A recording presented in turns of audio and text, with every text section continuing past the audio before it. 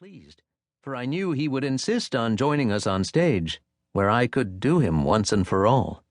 So it was when he appeared at the balcony bar. In my churning waltz with the public, there was a time to lead and a time to be led. And the upstairs bar of the Communique at 2 a.m. did feel like the venue for a second performance, more intimate than the night's formal entertainment. "The thread," I said. Downstairs, they'd started stacking chairs and clearing the stage.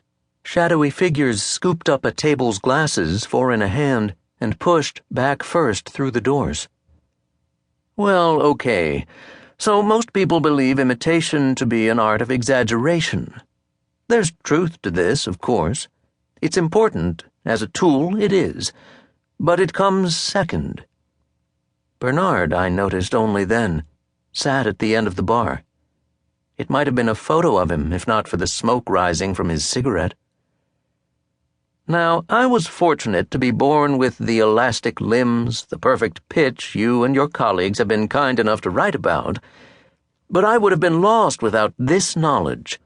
The real thing, the heart of it, isn't exaggeration or even duplication. It's selection, knowing which parts of a person to take and which to leave alone. I frowned, the way people do to indicate a concept too complex to be articulated. You see, everyone disguises himself with certain gestures.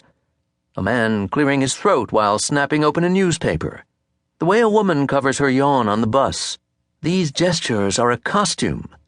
Now, some do it better than others. Some have made perfect little suits for themselves.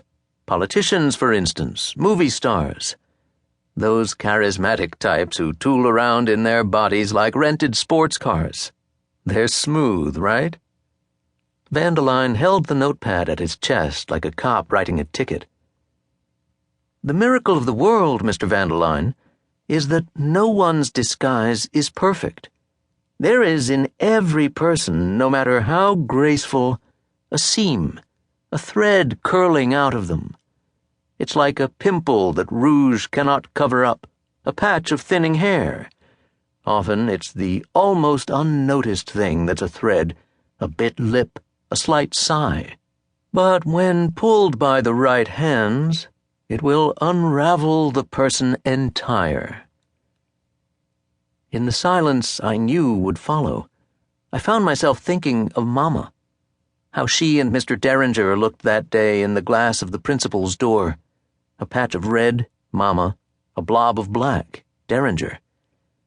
It was a sort of magic what the closed door did to them, or seemed like it from the outer office where I was made to wait. Across from me, the principal's secretary, Mrs. Chapabel, mouthed words she clacked on a typewriter out of view. Every few minutes she'd look up at the desk's basket of candy canes. "You don't want a tasty treat?"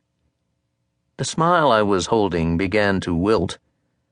"Suit yourself, but if you change your mind, you know exactly where they are." She winked, and had lowered her gaze to the typewriter, thank God, when I burped up, "Suit yourself." "What was that?" The phone on her desk rang. "Principal Derringer's office." "Oh, hi, Susan." "Yes, but... no, he's in a... you want me to... perfect. 5 o'clock at the... okay, great." There was a giggling by the door where 2 girls stood. They grinned like hobos, mouths pocked with missing teeth. "Freak," they whispered. "Monkey." I was standing up when the principal's door yawned open, and out strode Mama. There must have been an event at the library, for she wore her fanciest dress, the checkered one with the belted waist and big bow at the collar. It didn't matter what she wore. Mama was the queen of every room. She thanked Mrs. Chapabel, took my hand, and walked me out of the office. Outside it was overcast, and the wind sprayed a hint of salt on the school building, Main Street, and the animal-faced cars, as if to prevent it all from going bad. When we reached the curb, Mama looked down at me with an exaggerated frown. It did no harm. Beatrice